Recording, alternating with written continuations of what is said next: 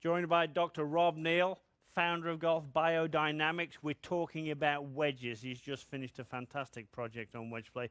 And we're going to talk about the importance of swing path and what swing path really does with wedges. It wasn't what I thought, so tell me a bit more about swing path and what it can change. So what I think here, Martin, is the most important message to take away. It's a bit like the same with distance or speed.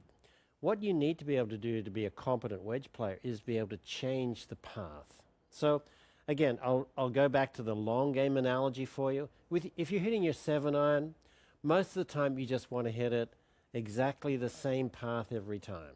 You know, if it's a little fade, you're hitting a few degrees to the left of your target line. If you like to hit it straight, then it's got to be 0. With a wedge, you might need to change it by 10 degrees to the positive side, really, or that 10 much? degrees to the negative side. Oh, and what does it do? So if I wanted to change my path, we've got our target out there at 60 yards, and if I want to change my path, we think that you could do it with your hand path, but probably the simplest way is just change your alignment. Change your alignment, yeah. Change your alignment. So I've aimed to the right. What is that? So I'm aiming to the right as a right-hander. Is that going to make the ball go higher or lower? So typically for you, it'll make it go lower. The extreme example, do you remember the wedge shot that Bubba Watson hit in the playoff for the Masters? I think everybody remembers that one. So he had to move the club path there about 15 degrees Wow. to his left at what, Yeah. so that he could hit this big hook.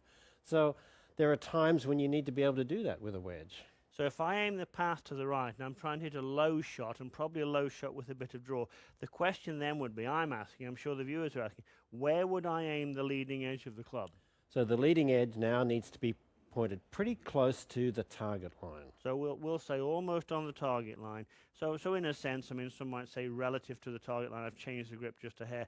And now I'm going to hit it. Now that will hit a lower shot with a bit of, probably a bit of draw. A lower shot with a bit of draw. Does that add? Ooh, nice. Does it add spin? Does it take spin off? Does it run a bit more when it comes in? It'll run a bit more because now your land angle is going to be shallower. Ah, the famous landing angle. Now let's just go the other way then. So if aiming right, for me, hits a lower shot, then is it safe to say that if I take my stance and I rotate my whole alignment to the left, aim the face about at the target, but always swing on my body line so the hand path doesn't circle around the body, that's going to hit the ball higher? Absolutely high, yeah. Okay, here we go. That hit it much higher.